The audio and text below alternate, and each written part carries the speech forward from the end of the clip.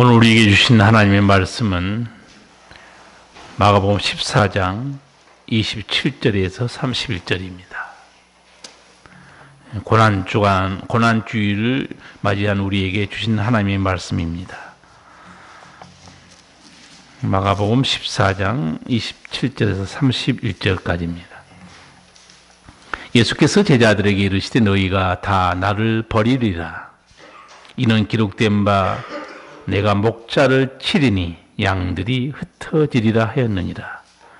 그러나 내가 살아난 후에 너희보다 먼저 갈릴리로 가리라. 베드로가 여짜오되 다 버릴지라도 나는 그렇지 않겠나이다. 예수께서 가라사대 내가 진실로 내게 이르노니 오늘 이 밤 닭이 2번 울기 전에 네가 3번 나를 부인하리라. 베드로가 힘있게 말하되 내가 주와 함께 죽을지언정 주를 부인하지 않겠나이다 하고 모든 제자도 이와 같이 말하니라. 아멘.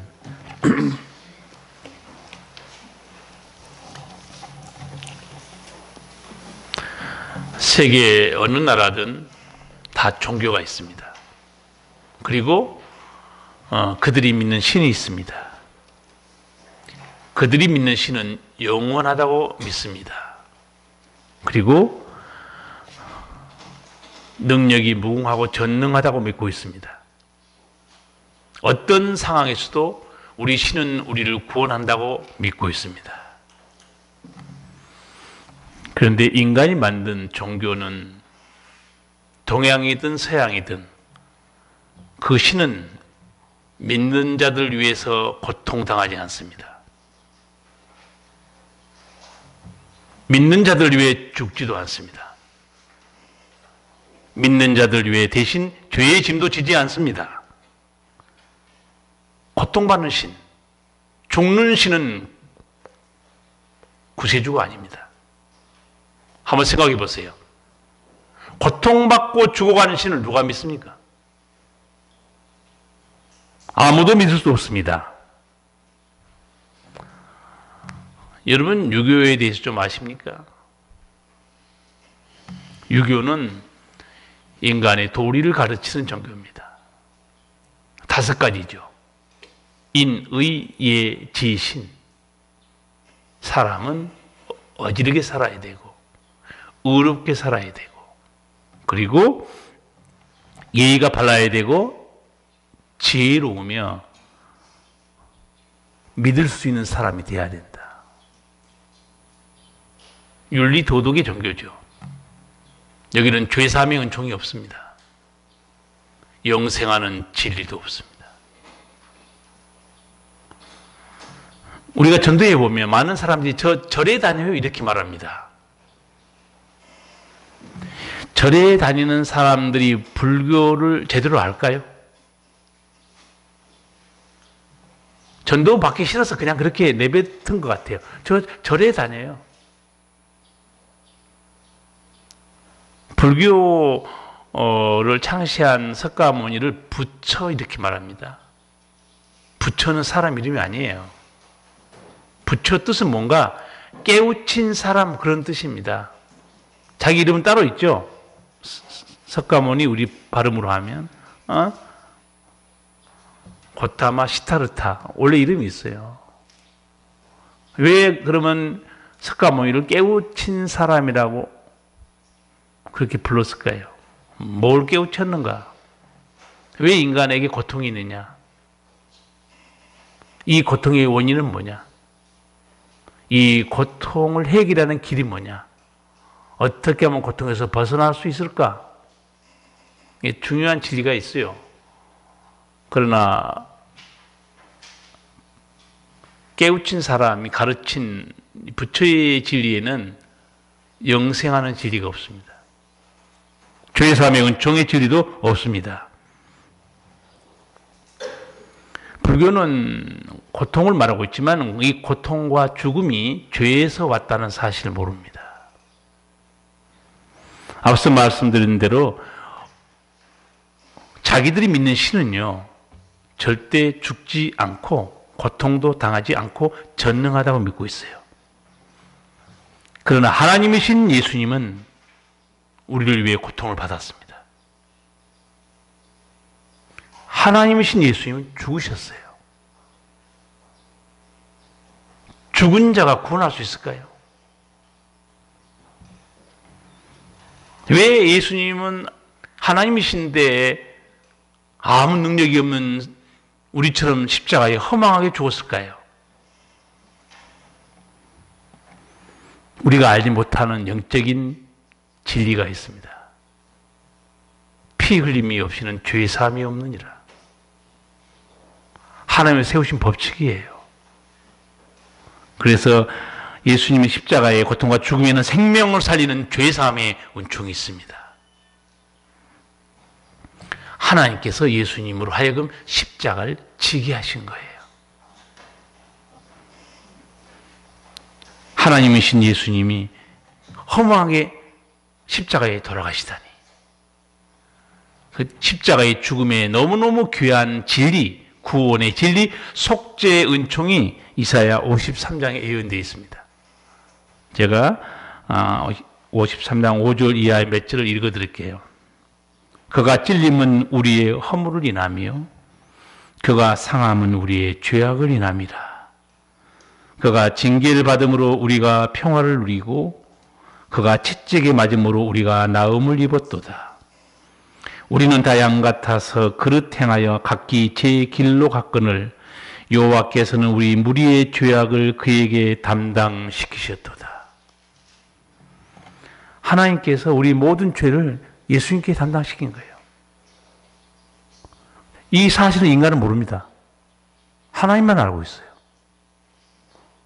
인간은 어떻게 하면 죄사함 받는지 몰라요. 어떻게 하면 영생 얻는지 모릅니다. 인간은 각기 제 길로 갔다고 그랬죠. 여러분이나 나나 태어나서 제멋대로 산다 그 말이에요. 제멋대로 살면서 수많은 죄를 지르는데 하나님은 그 제멋대로 지은 모든 사람의 죄를 예수님께 담당시켰어요. 우리를 살리시려고 그런 거죠. 죄로 죽은 우리들의 제사함 받는 거 십자가의 은총입니다. 이게 하나님이 세우신 법칙이에요. 속된 말로 다시 한번 표현해 볼까요? 인간은 무슨 짓을 해도 예수님의 십자가 없이 죄사함 못 받습니다. 인간이 무슨 짓을 해도 예수님의 십자가 은총 없이 영생 없습니다. 인간이 무슨 짓을 해도 예수님의 십자가 은총 없이 천국 못 들어갑니다. 너무너무 명백한 진리예요. 기독교는 도덕 윤리 종교가 아니에요. 첫째는 예수님이 우리를 위해 돌아가신 이 십자가 은총을 믿는 기독교는 죽음의 종교입니다. 십자가의 종교예요. 또 한편으로는 기독교는 은혜의 종교입니다. 나 같은 죄인이 예수 믿고 죄사함 받고 천국에 가다니. 찬송가 405장 우리 잘 부르잖아요. 나 같은 죄인 살리신 주 은혜 놀라워. 잃었던 생명 찾았고 광명을 얻었네. 기독교는 은혜의 종교입니다.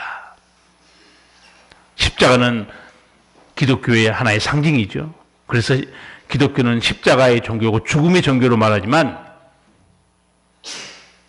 십자가는 죽음으로 끝나지 않습니다. 부활이 있습니다. 영생합니다.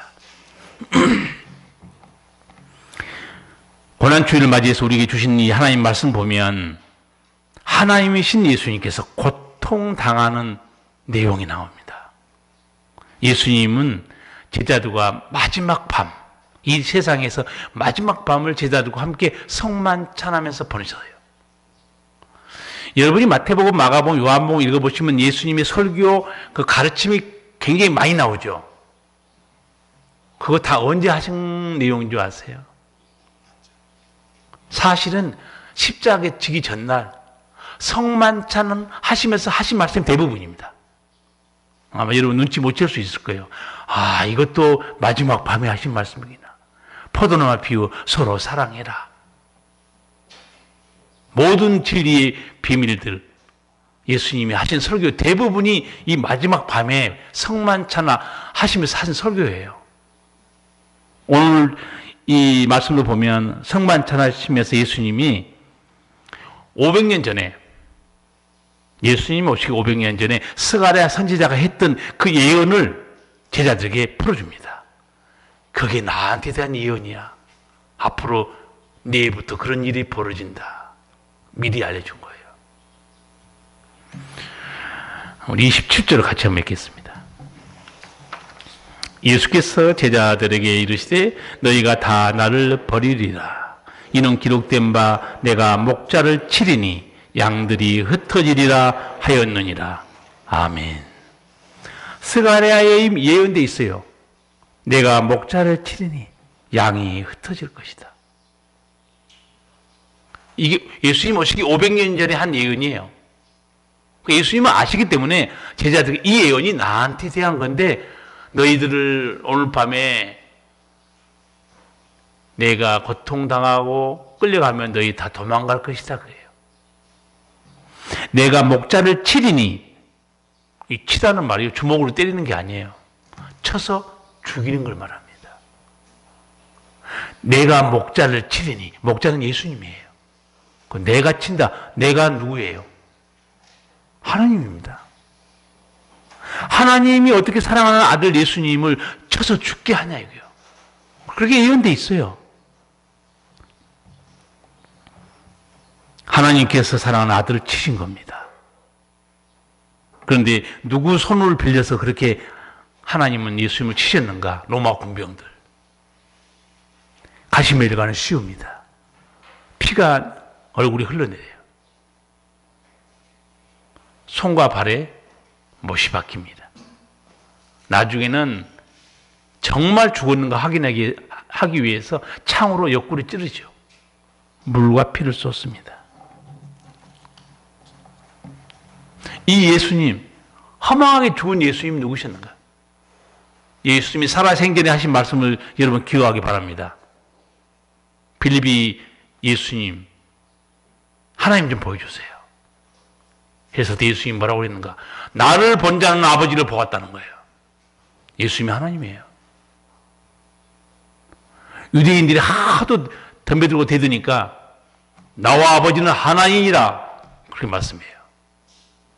하나님이신 예수님, 그런 예수님이 인간에 의해서 고통을 당한다? 그 사람들에 의해서 죽임을 당한다? 말도 안 되는 소리죠. 고통을 당할 수도 없고 죽을 수도 없어요. 어떻게 신이 인간에게 고통당합니까? 어떻게 인간이 신을 죽일 수 있습니까? 하나님이 치신 거예요. 왜 쳤는가는 아까 말씀드렸어요. 그가 찔림은 우리 허물을 인하며 그가 상하면 우리 죄악을 인합니다. 이걸 보면 하나님이 우리를 얼마나 사랑하는지 알 수 있을 거예요. 하나님이 우리를 살리려고 그런 거예요. 왜 하나님은 우리를 이렇게 사랑하고 살리시는가? 우리가 누군가? 우리가 뭐 교회 다니니까 뭐 성도, 그리스도인, 그거 이전에요. 세상 모든 사람은 하나님의 자녀예요. 아버지이기 때문에 우리를 이렇게 사랑하는 거예요. 부모는 자식을 위해 목숨 겁니다. 그게 부모죠. 부모는 자식을 위해 목숨 걸어요. 이 하나님의 사랑을 알아야 돼요. 우리의 허물, 모든 죄를 예수님께 담당시키셨어요. 목사님, 사모님이 자기 어린 아들한테 이거를 믿게 해주려고 말씀한 거 동영상을 제가 얼마 전에 받았어요. 그 동영상 보고 많이 웃었어요. 목사님, 사모님이니까 그 5살밖에 안 된 애한테 앉혀놓고 예수님이 너의 죄를 위해서 십자가에 돌아가신 거야. 애가 보니까 짜증을 확 내는 거예요. 왜 다 나 때문이냐 그러는 거야. 그럼 내가 집을 나가면 좋겠어? 꼬마가 들을 때는 왜 다 나 때문이냐 그러냐고. 예수님 내재를 위해 십자가에 돌아가던 사실, 성령이 역사할 때 비로소 깨닫는 거예요. 오늘 이 자리도 아직도 왜 나 때문에 그렇게 아직도 반항하는 사람이 있을지 몰라요. 성령의 역사가 없는 사람입니다. 성령이 임하면 예수께서 말씀했어요. 죄가 무엇인지, 의가 무엇인지, 심판이 무엇인지 알게 해줄 것이다. 성령 받은 사람은 단호하게 말합니다. 주님, 저는 죄인입니다. 이거 깨닫는 거예요. 어마어마하게 큰 은혜 받은 거예요. 주님, 나는 죄인입니다. 우리 성도들 전도할 때 사람들이 어떻게 말합니까? 나는 죄 없다. 그렇게 말하는 사람 많죠. 나는 죄 없다는 거예요. 예수 믿는 것들 나만큼만 깨끗해 보라고 그래. 아무나 죄 깨닫는 거 아니에요. 이건 영적 비밀입니다. 성령이 임한 사람은 죄를 깨닫으면서 회개하고 눈물을 흘려요. 인간의 힘으로 되는 거 아닙니다. 이 찔리고 상함받게 하신 것, 하나님이 구원하신 계획이었어요. 그리고 하나님은 사랑이 많아도요, 무조건 용서해 주는 법이 없어요. 어떤 경우에 용서해 준 줄 아세요, 하나님은?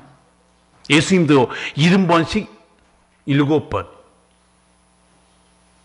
용서해 주라고 그러는데 조건이 있어요. 잘못했노라 하면 용서해 주라고 그랬어요. 그래서 하나님께서는 회개하지 않은 죄인은 절대 용서하지 않습니다. 구원 받을 수도 없어요. 회개하지 않는데 죄 용서 받을 길이 없는 거죠. 스가랴 선지자, 예수님 오시기 500년 전에 예언합니다. 내가 목자를 치니 양이 흩어질 것이다. 예수님이 이제 마지막 밤에 성찬하면서 말씀하니까 눈치 빠른 베드로가 금방 알아듣습니다. 무슨 말인지. 예수님이 붙잡혀서 고난당하고 십자가에 돌아가시면 우리가 다 배반하고 도망간다는 말씀이네. 그래서 베드로가 제일 먼저 말해요. 29절입니다. 베드로가 여짜오되 다 버릴지라도 나는 그렇지 않겠나이다. 다 버려도 주님, 저는 절대로 주님 버리지 않겠습니다. 이게 정말이었을까요? 입에 발린 소리였을까요? 나중에 결국 부인합니다. 도망가요. 저는 사실로 봅니다. 왜? 베드로는요, 예수님이 어떤 분인지 3년 동안 다 봤어요. 죽은 자도 살리시고, 바다도 잔잔케 하시고, 소경의 눈도 열어주시고, 천국 진리도 우리에게 듣게 해주시고. 여러분, 큰 소리 친다고 믿음 못 지켜요. 아셔야 돼요. 다짐하고 굳게 맹세해도 믿음 못 지킵니다. 믿음 지키는 길은요, 힘이 있어야 돼. 그 힘이 바로 성령의 권능입니다. 그래서 성령 보내주신 겁니다. 예수님이. 아직도 여러분이 신앙생활 하면서 나는 이렇게 잘 넘어지지, 왜 이렇게 말씀대로 못 살지? 성령의 충만을 기도해야 됩니다. 하나님, 나는 약합니다. 마음은 오인인데 육신은 자꾸 넘어져요. 성령으로 나를 강하게 해주세요. 기도해야 됩니다. 베드로가 예수님 말길 알아듣고 큰 소리 치니까 예수님이 내가 오늘 밤 닭이 2번 울기 전에 3번 나를 부인하리라고 그랬어요. 끝까지 큰 소리 칩니다. 그리고 다시 3번 얘기해요, 베드로는. 그 다른 제자도 같이 합세합니다. 30절에서 31절을 같이 읽겠습니다. 예수께서 가라사대 내가 진실로 내게 이르노니 오늘 밤 닭이 2번 울기 전에 네가 3번 나를 부인하리라. 베드로가 힘있게 말하되 내가 주와 함께 죽을지언정 주를 부인하지 않겠나이다 하고 모든 제자도 이와 같이 말하니라. 아멘. 모든 제자, 베드로뿐만 아니에요. 우리는 절대 주님 부인하지 않고 따라갑니다. 그런데 결국은 예수님은 체포돼요. 어쩌면요, 저는 이런 생각이 들어요. 설마 우리 예수님께서 뭐 누구한테 잡혀가고 그런다 하더라도 우리가 지금까지 봐온 그 권능으로서는 예수님이 뭐 거기서 죽거나 뭐 다치거나 어림도 없지 속으로 생각했을 거예요. 근데 끌려가는데 힘없이 끌려가는 거예요. 제자들이 결국 어떻게 되는가? 50절 한번 보세요. 어떤 일이 벌어지는가?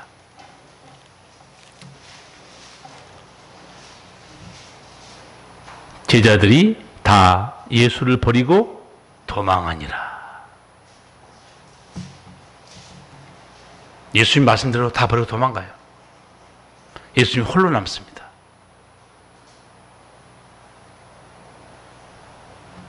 예수님께서 죽은 자를 살리실 때 제자들 예수님 곁을 떠나지 않았어요.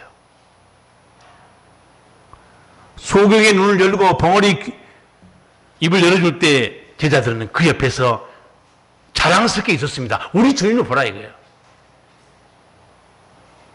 물고기 2마리, 보리떡 5개로 거의 2만 명 먹일 때 그 2만 명 사람 앞에서 제자들이 얼마나 의식했겠어. 우리 주님의 능력이다.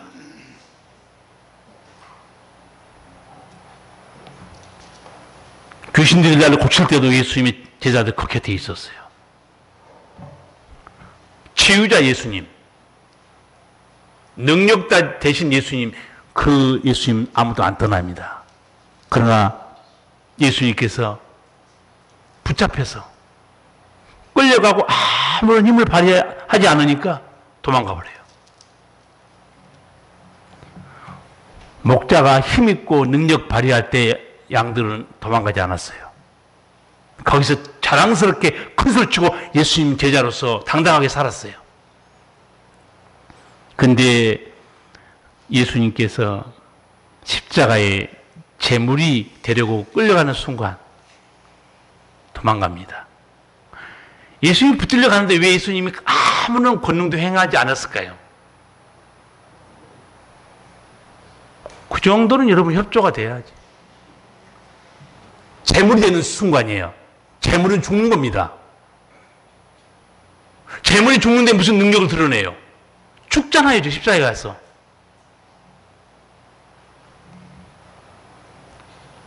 이런 걸 지금 모르고 있어요, 제자들이. 제물은 죽는 거예요. 제물은 힘을 사용할 시간이 아닙니다. 자신을 드리는 순간이지. 이걸 모르고 우리 주님이 이렇게 험하게 붙잡혀 돌아가시다니 화를 당할까 봐서 그래 도망가 버린 거예요. 죽을지언정 주님 부인하지 않고 따라가겠습니다. 그 소리 쳤는데 스가랴 예언대로 되지 않습니까? 성경 자세히 보면요, 안 믿을 수가 없어요. 하나님의 말한 그대로 다 됩니다. 여러분이 성경을 많이 읽고 제대로 읽잖아요. 믿음을 안 가질 수가 없고 하나님을 안 믿을 수가 없습니다.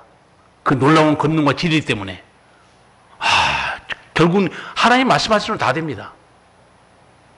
천국이 있다고 그랬잖아요. 있어요. 천국이 없다고 말한 게 무지한 사람이에요. 어떻게 말해야 되는가? 천국이 있는지 없는지 모른다고 말해야 돼요. 뭐가 없다고 말해요? 아무것도 모르면서. 무지한 사람도 굉장히 많아요. 하나님이 어디 있어? 하나님이 없는 게 아니고 하나님이 계시니 나는 모르겠다 그렇게 말해야 돼요. 아무것도 모르는 사람들이 얼마나 무지한 말을 내뱉고 있는지 모릅니다. 성도 여러분, 사람들이 어떤 예수를 찾았을까요? 구원자 예수님, 병 고쳐주는 예수님, 오병이어로 넘치도록 배불리 먹여주신 예수님, 귀신을 쫓아내신 예수님, 그 예수님을 찾은 거예요. 오직하면 회당장, 예수를 믿자는 유대인인데 회당장도 자기 딸이 죽어가니까 예수님 찾아온 거예요. 예수님 빨리 좀 와서 고쳐, 우리 딸 좀 살려주세요. 무릎을 꿇어요.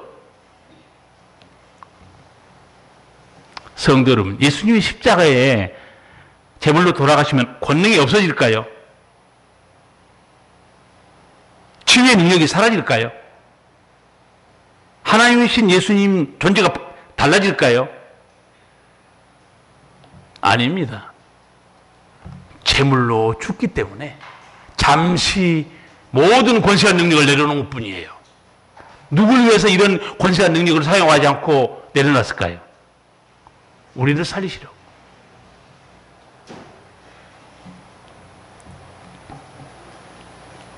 예수님은 얼마나 변함없이 그 능력을 발휘하시는가. 오히려 이 28절을 보면 더 놀라운 예수님의 능력을 볼 수 있어요. 28절 같이 읽겠습니다. 그러나 내가 살아난 후에 너희보다 먼저 갈릴리로 가리라. 아멘. 목자를 치면 양이 도망갈 것이다 한 후에 더 놀라운 말씀합니다. 내가 살아난 후에, 치유 권능보다 더 놀랍지 않습니까? 내가 살아난 후에 살아나요. 부활하신다는 거예요. 귀신 쫓아내는 권능보다 더 놀랍지 않습니까? 내가 살아난 후에.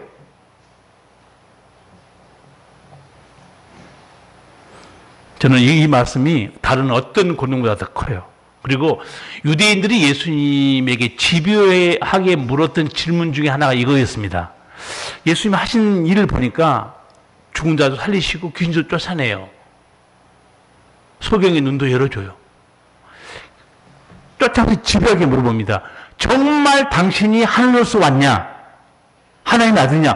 표적을 보여달라고, 표적. 이것 말고 더 놀라운 표적. 여러분, 증거가 많은데도 계속 증거 찾는 사람 믿음 없는 사람이에요. 증거는 한 가지면 충분해요. 그래서 예수님이 답답해서 내가 보여줄 표적이 하나 있다고 그랬어요. 요나의 표적밖에 보여줄 게 없다. 요나의 표적이 뭔지 아시죠? 요나가 물고기 뱃속에 3일 들어갔죠. 유대인들이 다 아는 사건이에요. 그러다가 3일 만에 다시 뱃속에서 튀어나옵니다. 살아났어요. 그건 무슨 말인가? 인자가 십자가에 죽고 3일 후에 다시 부활할 것이다. 죽음을 이기고 부활하신 예수님. 하나님이세요. 저거 다 끝난 게 아니에요. 우리하고 다릅니다. 우리는 죽으면 흙으로 돌아가요. 그게 인간입니다. 예수님은 죽을 수가 없어요. 제물로 바쳐졌기 때문에 돌아가신 거죠. 우리 죄를 위해서.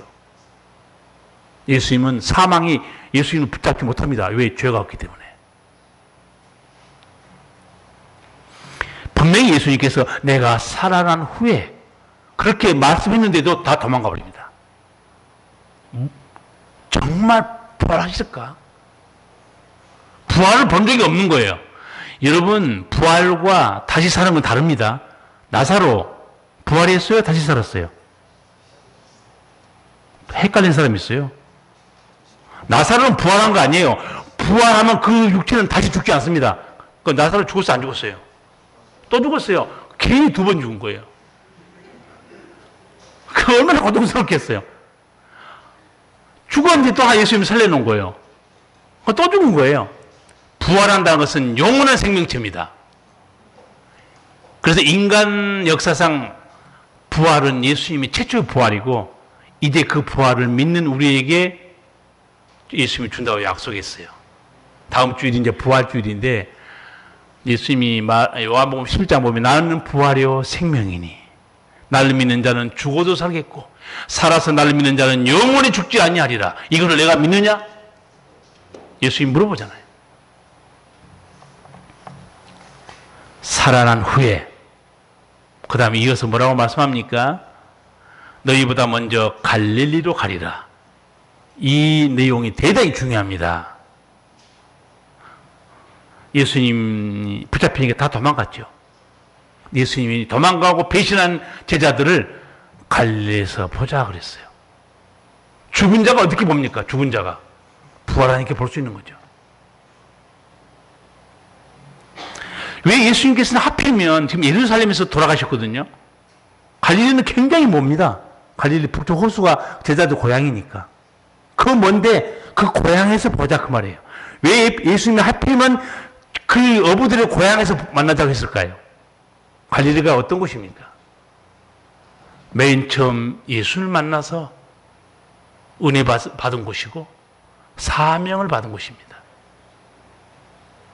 나를 따라오너라. 내가 사람 낚는 어부가 되게 해주겠다.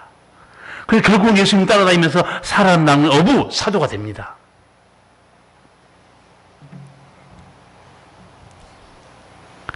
갈릴리가 어떤 곳인가? 이제는 예수님을 부인했던 믿음의 배신자들이 모여있는 곳입니다. 믿음의 실패자들이 모여있는 곳이 갈릴리예요. 그리고 갈릴리는 그들의 고향이에요. 고향에 돌아왔어요. 예수님이 안 계시고 자기는 예수님 모른다고 부인하고 도망쳤고, 갈릴리 호수 그 배락 구물을 봤을 때 어떤 생각이 떠올랐을까요? 3년 전에 여기서 우리가 물고기 잡고 살았는데 이제 다시 생업으로 돌아가야 된 거 아니냐? 생업으로 돌아가야 될지도 모르는 그 장소가 갈릴리입니다. 거기서 예수님께서 제자들을 만나 주셔서 갈등하고 고민하는 그들을 예수님이 완전히 반전시켜 버립니다.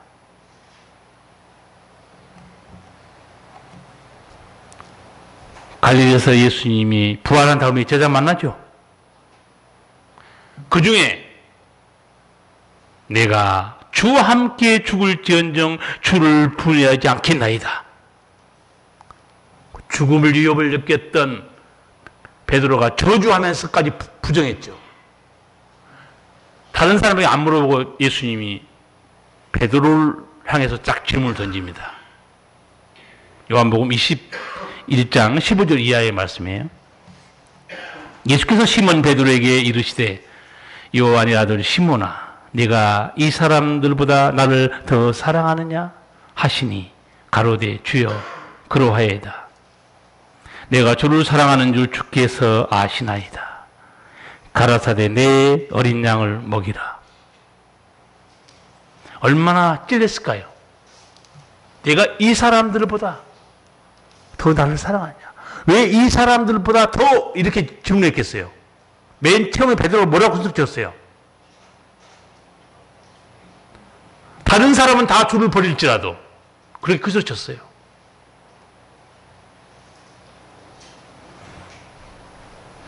예수님께서 믿음의 실패자들,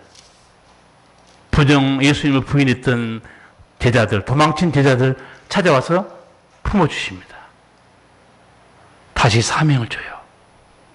요한의 아들 시몬아, 내가 이 사람들보다 나를 더 사랑하느냐 하시니 가로되 주여 그러하이다. 내가 주를 사랑하는 줄 주께서 아시나이다. 가라사대 내 어린 양을 먹이라. 예수님께는 이 질문을 한 번만 해도 가슴이 아플 텐데 3번이나 물어봐요. 내가 나를 사랑하느냐. 그래서 이 설교 준비하면서 왜 3번 물어봤을까? 베드로가 몇 번 부인했어요. 베드로가 또 3번 부인해가지고 예수님이 3번 물어보신 건가? 제가 이미 이 부분에 대해서는 오래전에 설명드린 적이 있어요. 네가 나를 사랑하느냐? 우리말 성경은 똑같이 되어 있어요. 3번 다. 사랑, 어떤 사랑인지 표가 안 나죠. 예수님이 처음 베드로에게 물어본 사랑은요, 아가페로 물어봅니다. 네가 나를 사랑하느냐? 이 사랑을 아가파스메, 헬라로 그렇게 되어 있어요. 베드로가 어떻게 부인하고 저주했는데 하나님의 사랑으로 예수님을 사랑하겠습니다. 말을 돌려버려요. 내가 사랑하는 줄 주께서 아십니다. 베드로가 쓴 사랑은요, 아가페 사랑 아니에요. 필로스, 친구 사랑으로 말합니다. 필로세, 그렇게 말해요. 친구 사랑으로 사랑합니다. 예수님이 2번째도 하나님 사랑으로 물어봐요. 아가파스메, 베드로는 2번 다 필로세. 3번째는 예수님이 친구 사랑으로 물어봅니다. 필레이스메, 이렇게 물어봐요. 내가 나를 사랑하냐? 그 친구 사랑이죠. 3번째 베드로는 필로세. 원래는 아가파오세 그렇게 말해야 맞죠. 하나님 사랑으로 사랑합니다. 왜? 그 사랑 받았기 때문에. 베드로는 자신이 없는 거예요.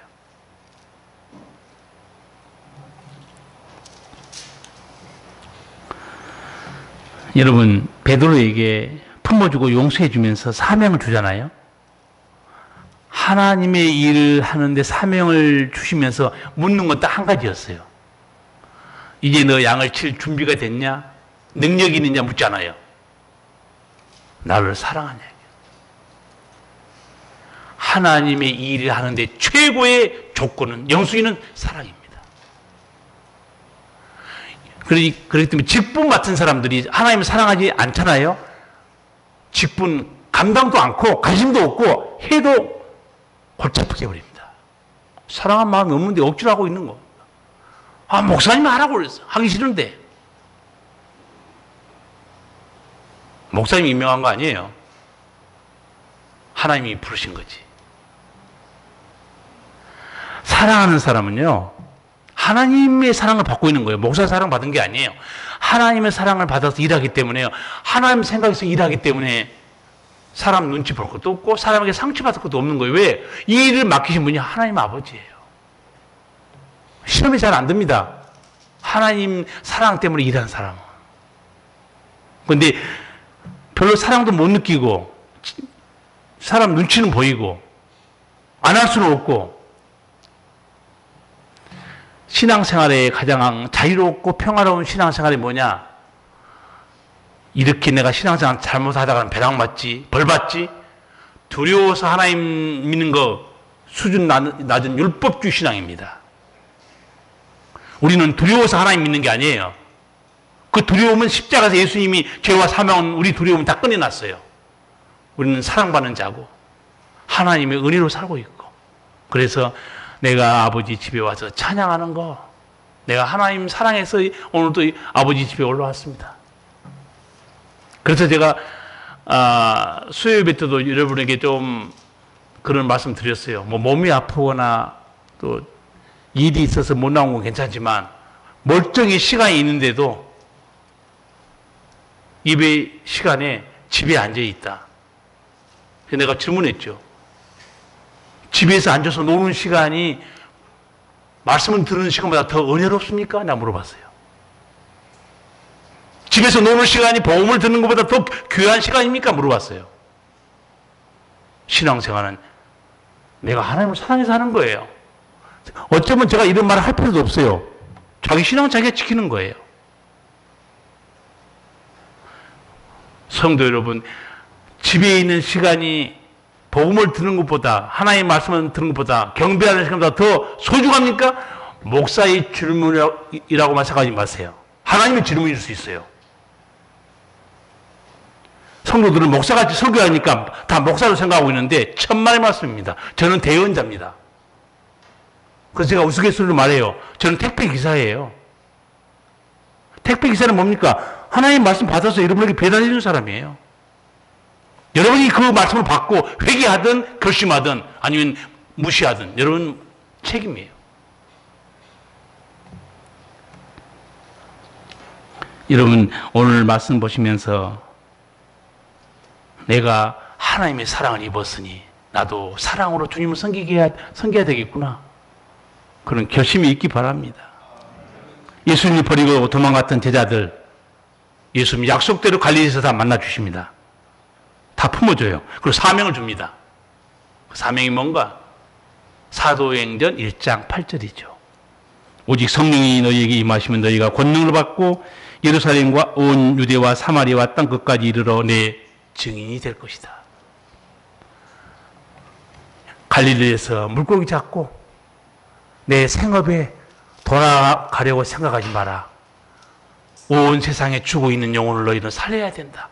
얼마나 거룩한 사명입니까? 예수님은 언제나 하나님이었어요. 육신을 입고 있을 때도 하나님이셨고 십자가에 돌아가실 때도 하나님이셨고요. 부활 후에도 하나님이셨어요.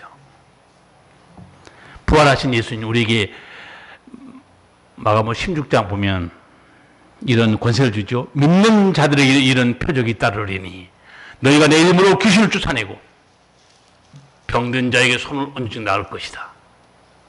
이거요, 그대로 일이 벌어집니다. 성령 받고 난 베드로 성전에 올라가다가 안진병이 보죠. 사도행전 3장 6절 보면 이렇습니다. 베드로가 이르되 은과 금은 내게 없거니와 내게 있는 이것을 내게 주노니 나사렛 예수 그리스도의 이름으로 일어나 걸으라. 앉으며 일어나 버려요. 이게 예수님의 권세예요. 그대로 역사가 일어납니다. 아까 말씀드린 대로 어느 종교든 자기들이 믿는 신은 고통도 당하지 않고 죽지도 않는다고 생각해요. 그러나 우리 주님은 우리를 위해 고통당하셨고 그리고 십자가에 돌아가셨어요. 그리고 부활하신 겁니다. 우리가 이 은혜를 입고 살고 있어요. 이렇게 우리를 살리신 예수님이 마태복음 마지막 28장 19, 20절 보면 우리의 사명을 줍니다. 너희는 가서 모든 족속으로 제자를 삼아 아버지와 아들과 성령의 이름으로 세례를 주고 내가 너희에게 분부한 모든 것을 가르쳐 지키게 하라. 볼지어다 내가 세상 끝날까지 너희와 항상 함께 있으리라. 아멘. 우리 주님은 세상 끝날까지 우리와 함께 계십니다.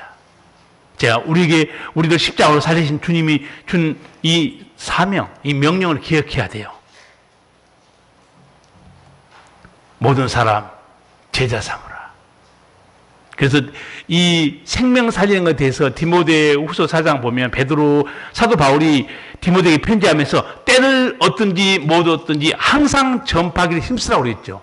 그게 무슨 말이냐면 복음을 전할 상황이 되든지 복음 전할 상황이 안 되든지 항상 전하라 그 말이에요.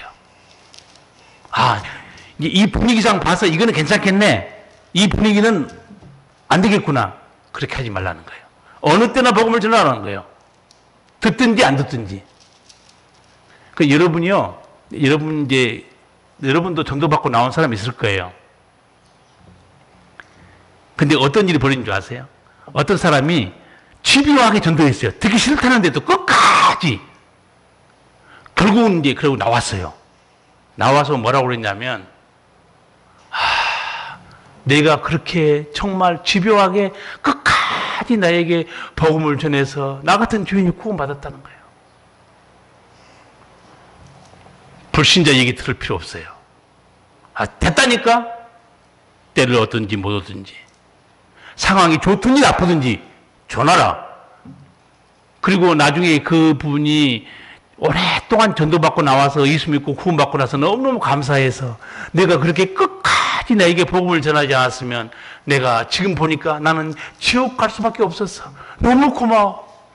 너무 감사해. 그런 간증한 사람 한두 명이 아닙니다. 내가 진정히 예수를 알았다면 내가 왜 이 좋으신 하나님을 모르고 살았을까? 가슴을 치는 사람들은 굉장히 많습니다. 그래서 성도 여러분, 제가 늘 당부한 대로 여러분 뒤를 늘 돌아보시고 사셔야 돼요. 내가 전도한 사람이 내 뒤에 몇 명 서 있는가? 예수님 명령했잖아요. 가서 제자 삼으라. 그들은 다 죽은 자들이다. 성령 받아라. 권능을 입는다. 땅 끝까지 가서 생명 살려라. 저도 저에게 집요하게 전도한 사람이 있었어요. 공장에 다닐 때. 너무 지금은 안타깝게 생각해요. 그 공장에 같이 다니면서 청소년 때 집요하게 저를 전도해서 내가 오직하면 그래 나가줄게 한번. 죽은 사람 소원도 들어주는데 그까지 가면 나가주마. 나가주마 하다 걸려들었어요. 하나님 만난 거예요. 성령 받았어요. 그 친구는 너무 짧게 세상을 살았어요. 그 어린 청소년 때 저수지에 텐트 치고 놀러 갔다가 낚시 걸어놓은 낚시를 아침에 고기가 몰고 다니니까 그 잡으려고 들어갔다 심장 마비로 세상 떠났어요. 지금 천국에 있을 거예요.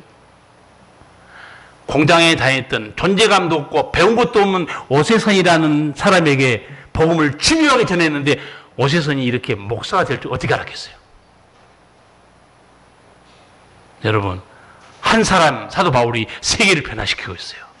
여러분이 단 한 사람이라도 전도해서 살려야 됩니다. 하나님이 기뻐한 일이에요. 기도하시겠습니다. 살아계신 우리 아버지 은혜를 감사합니다. 주께서 죄와 사망에 빠진 우리를 살리시려고 십자가로 고통받으시고 또 죽으셨습니다. 그리고 부활하셨습니다. 주여, 우리 주님의 은총이 아니었으면 우리는 어떤 방법으로든지 죄사함도 못 받고 영생도 얻지 못하고 천국에 갈 수 없었는데 주께서 우리를 사랑하사 살려주시면 감사합니다. 이제는 그 사랑을 본받아서 생명 살리며 살다가 아버지 앞에 설 때 칭찬받는 믿음이 되게 하여 주시옵소서. 예수님 이름으로 기도하옵나이다. 아멘.